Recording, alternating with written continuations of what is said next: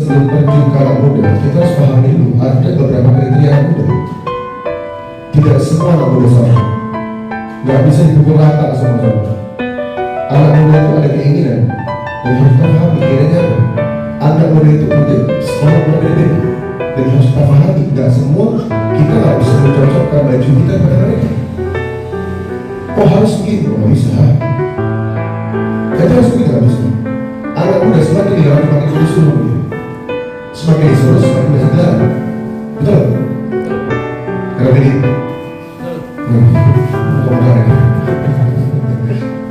Semakin disuruh semakin bisa dilarang. Ada anak muda. Lalu bagaimana? Anak muda di zaman sekarang ini mereka punya tokoh.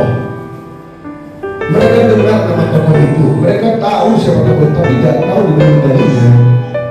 Saya sudah bilang tadi. Semua anak muda setuju bahwa partainya siapa? Nabi Muhammad SAW. Setuju mereka semua. Cuma mohon maaf, mereka belajar mencari tempat yang cocok bagi mereka, yang tidak menggurui, yang dirangkul bukan dipukul. Tidak berhati boleh itu begini, itu tak begini, itu kurang begini, harus begini. Tidak bisa. Lu kan kemana jalan begitu, ketemu nih Pak, kita kemana jalan? Kita lagi bilang itu, kau nih minum haram, dosa apa? Udah berhenti, udah hijrah, tak apa gitu. Rahat kita harus begini.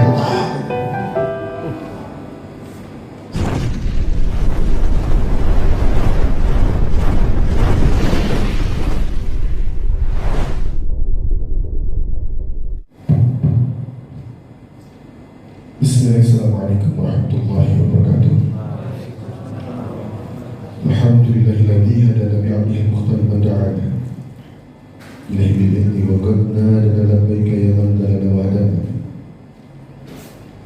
Allahumma shalli ala sayyidina Muhammadin al-fatih wal-muwaffaq wal khatim lima sabaq nasyul haqqi bil haqqi wal hadi ila siratikal mustaqim wa ala alihi wa sahbihi haqqa qadrihi wa miqdaril 'azim.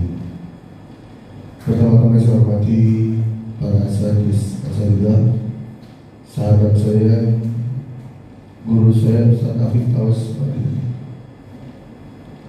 Ustaz Zaki, insyaallah Bapak Ketua DKM Masjid Al-Ikhwan, yang saya hormati, saya cintai semua umat Rasulullah SAW, yang insyaallah sebelum wafat mimpi Rasulullah SAW. Alhamdulillah. Berbicara masalah dakwah anak muda, sebenarnya sebelum terjun ke anak muda, kita harus pahami dulu ada beberapa kriteria anak muda. Tidak semua anak muda sama, nggak bisa dipukul rata sama-sama. Anak muda itu ada keinginan dan harus kita pahami keinginannya apa. Anak muda itu punya sekolah berbeda dan harus kita pahami nggak semua kita nggak bisa mencocokkan baju kita pada mereka. Oh harus begini, oh nggak bisa. Kita harus begini, nggak bisa. Anak muda semakin dilarang semakin disuruh dia. Semakin disuruh semakin bisa dilarang. Betul? Betul. Karena beda. Muka-mukanya. Semakin disuruh semakin bisa dilarang. Ada anak muda. Lalu bagaimana? Anak muda di zaman sekarang ini mereka punya tokoh. Mereka dengar nama tokoh itu. Mereka tahu siapa tokoh itu, tapi nggak tahu di mana medalinya. Saya sudah bilang tadi. Semua anak muda setuju bahwa partainya siapa? Nabi Muhammad SAW. Setuju mereka semua.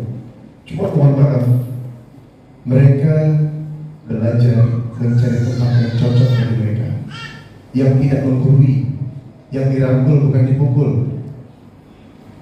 Tidak menghani boy itu begini, itu tak begini, itu kurang begini, harus begini. Nggak bisa. Lu kan kemana jalan begitu? Ketemu nih Pak, kita kemana jalan? Kita lagi bilang itu, kau nih minum haram, dosa apa? Udah berhenti, udah hijrah, tak apa gitu nih. Rahat kita habis ini. Khatibul mas'ul ala ubudih, berbicara sama orang semua dari pikiran. Kalau kita ketemu anak muda yang intelektual, pakai bahasa intelektual. Kalau kita bicara anak yang, mohon maaf, kita pegang dakwah, targetnya anak motor, anak pak, anak bawahan. Bahkan saya sempat bilang ke Haibana Rizik, Syihab, Beb, izin Beb, Alfi izin, kami bagi dakwah, izin kami yang pukul pagi yang nggak mau yang untuk sholat masjid. Karena mereka semua para alim ulama sudah ngurusin masjid mushola, majelis ta'lim, biar kami ngurusin di bawah-bawahnya. Tolong terusin. Karena tujuan kami adalah bukan apa? Khidmat Rasulullah SAW. Tujuan kami bikin bahagia Rasulullah SAW. Berat. Coba tanya, dalam ini bagaimana coba kata macam itu? Berat tak perjuangan kita? Berat perjuangan kami. Berapa tahun kita berdiri? 4. Masuk 4 tahun ya? 4 tahun berdiri. Dengan kegiatan yang setiap minggu ada, setiap bulan ada, setiap tahun ada. Susah. Pandemi keluar, gas terus. Karena apa? Inilah pergerakan kami untuk mencapai ridha Allah SWT dan memberikan kabar gembira bahwa tokoh yang mereka pernah kenal, pernah tahu itu seperti apa. Jangan tunggu di tempatmu, bola terjemput, sampailah mereka keluar. Nah, Baitas dakwah kita ini keluar Bang. Yang perdana kemarin kita sebutkan apa ya? Selama bulan Ramadan ini saya aktif di beberapa titik di luar, beberapa klub motor.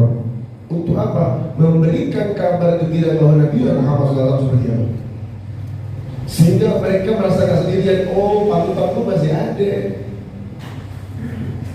Oh, panutanku selalu ngeliatin gue nih. Sallallahu alaihi wasallam. Ada satu kisah. Kalau bilang hijrah, udahlah. Saya mungkin agak berseberangan sama Ustaz Zaki. Kalau Ustaz Zaki bilangnya hijrah, mohon maaf, di Baitas dakwah gak ada hijrah. Karena akhir zaman ini hijrah bagi kami ya, di pola pikir kami, di pandangan kami, hijrah jadi merah sekarang. Akhi, kapan hijrah? Ishhad. Lu ngomong dari kemarin, bahasanya lu gelubuan. Ketika hijrah bilang akhi, kapan hijrah? Kemana aja lu kalau bilang akhi ya, bahasa Arab terus ya. Gak usah mendadak euforia sesaat. Yang kita takutin dulu besok ke 17% lagi, balik lagi ke 10 bulan. Udah, just be yourself. Bahasanya bukan hijrah, bahasanya belajar. Bahkan saya mengaku pun sampai detik ini saya bukan hijrah, saya sedang belajar. Karena kesannya kalau bilang hijrah, oh aneh udah hijrah, aneh udah hijrah, itu haram. Dia bilang mengatakan saya sudah hijrah. Mohon maaf, ada setitik kesombongan dalam hatinya dan mengakibatkan apa? Mengakibatkan semua amal ibadahnya hancur karena semuanya. Udah semua kita lagi belajar, sedang belajar semua. Kemarin kejadian ini tampuhan buat kita semua. Saya ngajar di salah satu klub lah, saya bilang klub motor, bukan klub dukun. Saya ngajar, nama kajiannya apa? Gedor langit. Kalau nonton mungkin biasa kan mereka. Gedor, ya Allah. Saya diam duduk melihat muka-muka mereka satu-satu. Gak tahu Allah gerakan lidah sudah. Di sini 2 orang, di sini angkat tangan. Ya udah mimpi Rasulullah SAW. Ahli maksiat, tukang mabuk, borok majelis. Yang satu diam, nunduk. Allahu Akbar. Saya tunggu lagi. Satu lagi katakan Allahu Akbar. Sebelum saya kisahkan wajah Rasulullah SAW. Habis ngapain Nabi Rasulullah? Habis ngelakuin amal apa? Nangis dia malah. Ya Allah, gak pantas ngomong gini. Kenapa? Habis maksiat. Terus tahan. Satu lagi, terus ngapain? Nangis tadi. Habis maksiat. Oh, ternyata Nabi Muhammad Sallallahu Alaihi Wasallam datang bukan orang kepada orang yang hijrah saja, yang dimaksud lagi, yang orang sudah benar saja.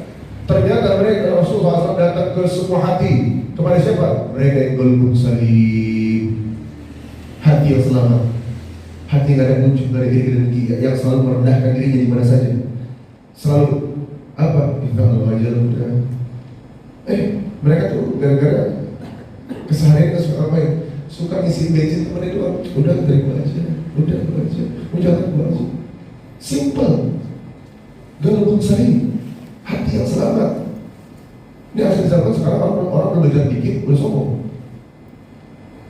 Baru belajar dikit, oh gua hafal ini, itu surat apa?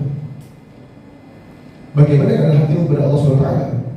Sebenarnya Allah SWT tidak pernah, Rasulullah SAW tidak pernah mendongakkan wajahnya di depan umat yang lain. Sebagaimana Allah menjelaskan kepada Nabi Muhammad SAW, ya Muhammad, waktu itu hak kalimat ditambahkan minal mu'minin, tundukkan saya di antara orang mukmin. Baik dakwah, kalian mengajarkan apa? Akhlak, betul. Adab, akhlak, jangan merasa, ini paling baik. Sifat merasa paling baik, merasa pintar, merasa alim, merasa soleh. Oh ini paling baik. Sifat merasa ini bisa menghancurkan semua amal ibadah kita. Kita udah bukan siapa-siapa.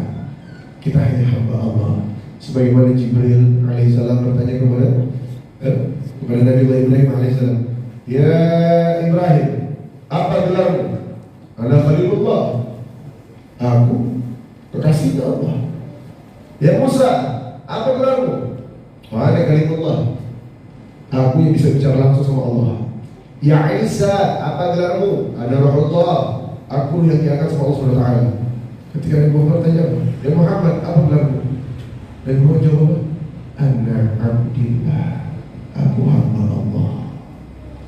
Kalau Rasulullah SAW saja begitu rendahnya, bagaimana kita? Siapa kita? Hakata baik Rasulullah mengajarkan akhlak merendahkan diri di antara semuanya. Mereka lebih baik daripada kita. Bahkan melihat anjing pun dia bilang apa? Anjing lebih baik daripada kami. Anjing dihisap dan debu, dan kita dihisap saudara sejati. Jadi jangan katakan kita. Jadi mereka selalu mengajarkan orang bahwa apa? Tidak boleh mengatakan dirinya lebih baik daripada yang lain. Kepada ahli maksiat, oh masya Allah dia lebih baik daripada aku. Kenapa? Dia bermaksiat dalam ketidaktahuannya, sementara aku bermaksiat dalam pengetahuanku.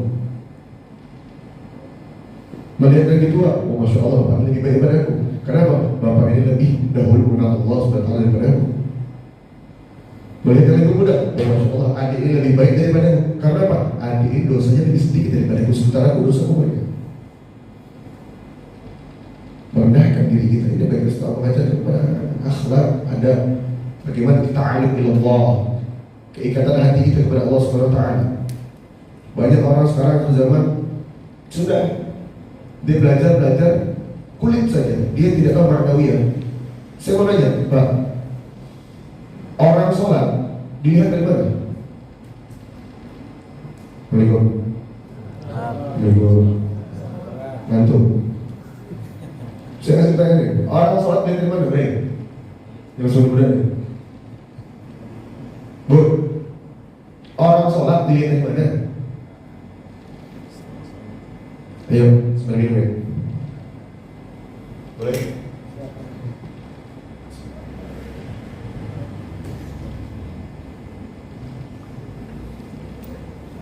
Orang sholat dilihat dari mana? Apakah dia dengan semata-mata sholat 5 waktu saja? Apakah ada jidatnya? Ayo dong. Na'am. Itu dia. Orang sholat bukan dilihat ketika jidatnya hitam atau apapun itu, atau gambaran fisiknya lah. Orang sholat dilihat bagaimana setelah dia sholat. Apakah dalam kehidupan yang dia selalu kehidupan yang menjalani kehidupannya selalu menyebut asma Allah? Apakah dia selalu mendudukkan pandangan yang merendahkan dirinya? Karena apa? Di hadapannya Allah menghadirkan Allah di hadapannya. Seperti Nabi Hasan, anta amdal kali kata Allah, beribadah kepada Allah seolah Allah kau melihat Allah SWT. Fa'inah tukut tahu, fa'inah biar. Kalau kau nggak bisa melihat Allah, maka rasakan Allah melihat. Apakah selama dia berjalan di dunia ini, dia melangkahkan kaki di mana Allah melihat dia? Apakah dia merendahkan diri? Apakah dia langsung membusukkan diri? Dan apakah selama kehidupan ini, setelah sholat, apakah dia peduli dengan kiri kanannya? Sementara sholat, takbir, Allahu Akbar, sebut asma Allah, puji Allah. Dan kita disunahkan baca ayat-ayat yang atau ayat-ayat yang kita suka, atau ayat-ayat yang berkenaan dengan hati. Kemudian Sholat nggak akan selesai tanpa ada salam. Kalau kita nggak beli kiri kanan, bukan sholat namanya itu. Wajar saja di zaman sekarang terlihatnya sholat, oh fulan, oh masya Allah dia umur berapa kali, ketangkap korupsi. Ternyata dia belum sholat. Makanya dia saat ini kita pegang. Jangan bukan sholat kalau kau sudah hafal dulu. Kalau ada fukul alim, ada berarti berilmu, akhlak, bagaimana keadaan hatinya. Saya waktu masih di Yaman mendengar Syekhul Habib Umar bin Muhammad bin Salim Hafiz. Beliau teleponan, isinya nggak ada selain Allah. Assalamualaikum warahmatullahi wabarakatuh. Waalaikumsalam warahmatullahi wabarakatuh. Hayyakumullah. Masya Allah. La ilaha illallah. La ilaha illallah. Masya Allah. Ya bismillah. Ya hayyakumullah. Insyaallah. Jazakumullah khair. Assalamualaikum warahmatullahi wabarakatuh. Isinya semua Allah. Isinya semua Allah. Dengar itu? La ilaha illallah. La ilaha illallah. Bagaimana ta'aluk hakikatan hati kita kepada Allah Subhanahu wa ta'ala. Nah, baiklah sahabat yang belajar ini kepada anak-anak ini, ada beberapa orang yang ketika bikin salah dapat langsung balik. Jadi baiklah sahabat, bukan saya bisa dengan sahabat, demi Allah. Baiklah sahabat itu ada apa-apa, demi Allah. Wallahi lagi, saya beliau dulu yang kali kan, baiklah sahabat, demi Allah. Baiklah sahabat ada apa? Yang keren itu Allah Rasulullah SAW. Jadi saya bilang, kita bilang dulu anak-anak, kalau kalian sudah menginjak kaki di sini, kalian keluar maksiat, tunggu balik datang. Karena keinginan mereka yang kotor, pengen belajar kesungguhan. Mereka sempat bermaksiat, berbalik dari yang lima mereka. Bahkan dari teguran Allah, bukan bagas dakwah yang besar. Bagus enggak? Allah gitu. Jangan pernah besarkan wadahmu, jangan pernah besarkan majelismu, jangan pernah besarkan namamu. Yang dibesarkan hanya yang satu, Allah Subhanahu wa ta'ala. Dan siapa? Nabi Muhammad sallallahu alaihi wasallam. Berdakwah kepada anak muda cerdas. Berdakwah sama anak muda nggak bisa kita main pukul rata gitu. Dari keluar dari sini keluar, bukan dari hafal, bukan dari lisan. Kemarin saya ketemu ini tadi sepeda mau mantan narapidana yang bunuh orang puluhan kali. Mantan narapidana bunuh orang puluhan kali. Terakhir dia ditangkap. Mungkin kalau ada yang masih ingat dulu pernah di kasus di Gudang Peluru, ada satu orang dalam satu komplek, dia membacok orang, dia dipukuli, terus diseret pakai mobil L300 tahun 2000-an awal. Kalau tahu mungkin bapak masih ingat mungkin. Jadi itu orang diseret sampai meninggal. Masuk ke RS dikatakan meninggal, dipindahin ke RS Polri, disuntik, cek reaksi apakah tubuhnya, disuntik, karena masih hidup. 7 jam dia mati. 7 jam dia mati. Setelah itu gak kalah lagi dia. Gak kalah lagi. Dia nyamperin seorang, dia dibilang orang sebab fitnah akhir zaman, orang soleh masuk penjara. Orang soleh masuk penjara. Terus ini orang mabuk, yang tadi mantan meninggal tadi, yang hidup lagi, mabuk. Semua disikat sama dia. Semua disikat. Dengan mulut bau, disamperin tuh orang paham agama. Gue boleh nggak sholat begini? Lagi mabuk. Kalau ini jawabnya apa? Kalau ini jawabnya apa? Yang lain enak jawab. Boleh? Gue mau sholat. Boleh? Ini ngomong gitu Pak. Kalau ini jawabnya apa? Nggak boleh? Tapi keren nih marah, Masya Allah. Alhamdulillah ya Allah. Akhirnya orang mau sholat ya Allah. Terima kasih banyak ya Allah. Ayo, dia itu. Niat di orang yang mabuk mancing emosi, kalah dia. Dia orang cerita langsung. Apa ya? Cerita langsung yang meninggal ini. Cerita langsung mana? Kalah gue nih. gitu dia. Terus ya udah, gue terus pas wudu gue bilang udah 5 menit orang mabuk boleh gitu 5 menit Ustaz itu berapa? Enggak jangan saya obat imam.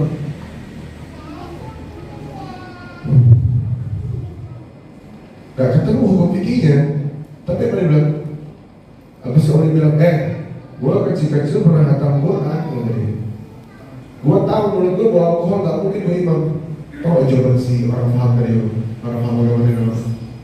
Maaf om, yang ngantri bukan saya tapi Allah. Dan itu orang mabuk. Nyesel dia keadaan begitu. Takdir Allah, nangis. Hada hidayah, hada rahman, hada rahmatan lil alamin, rahmatan lil alamin. Dibilangnya apa? Sampai dia ngobrol sama dia, soal itu demi Allah nih. Gua nemuin ustaz-ustaz sekarang cuma kulitnya doang, isinya orang kayak kita.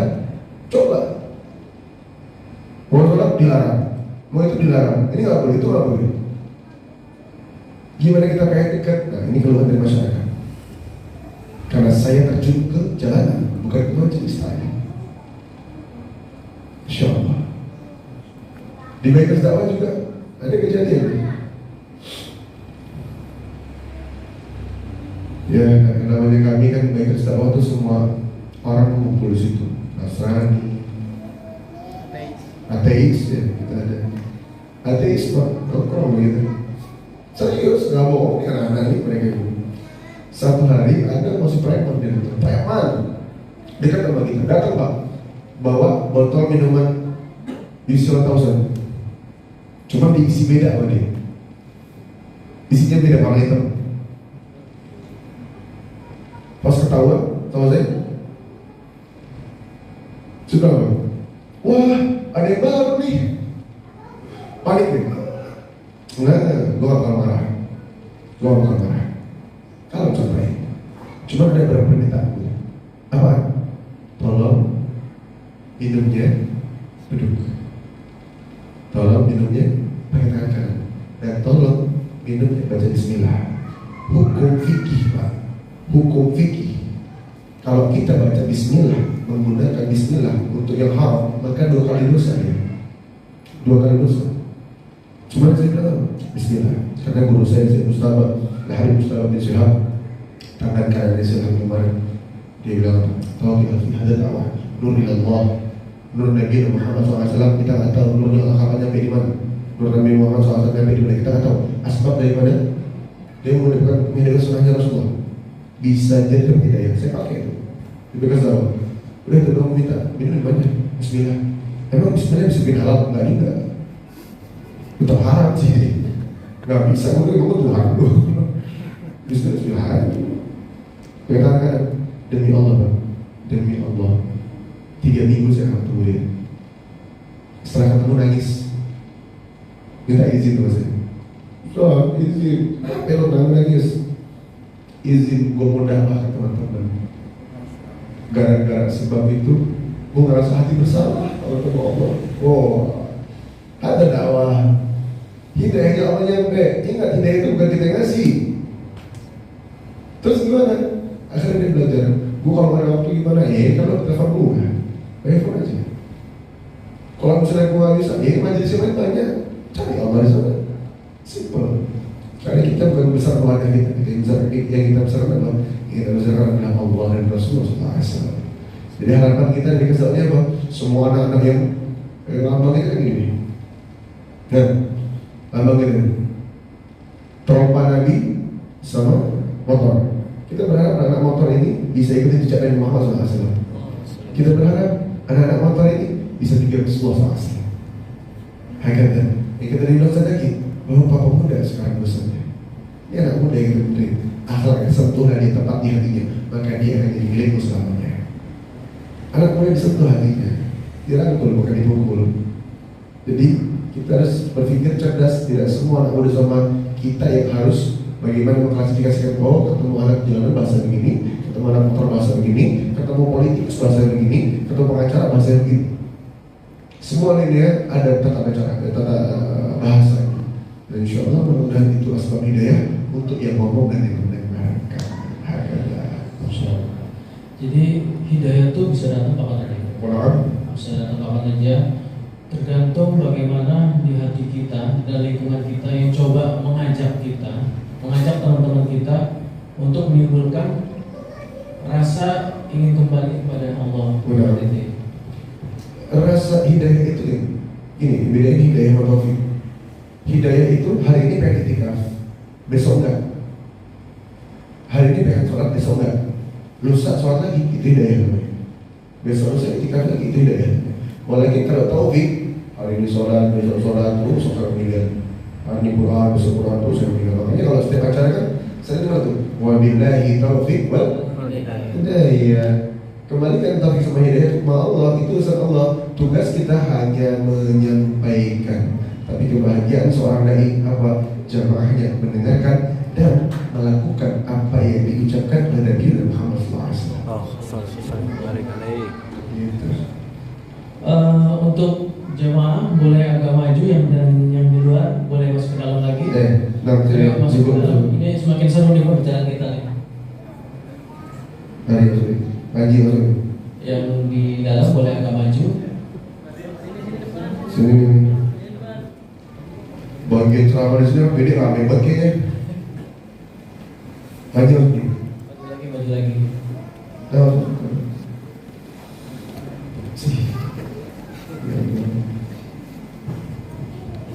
Masya Allah. Jadi boleh ke Ustaz Zaki kan? Ustaz Zaki, bahwa kadang-kadang kan tadi seperti udah dibilang nih, bahwa kita itu punya cara, punya jalan untuk mengukur kebaikan yang sudah kita pilih.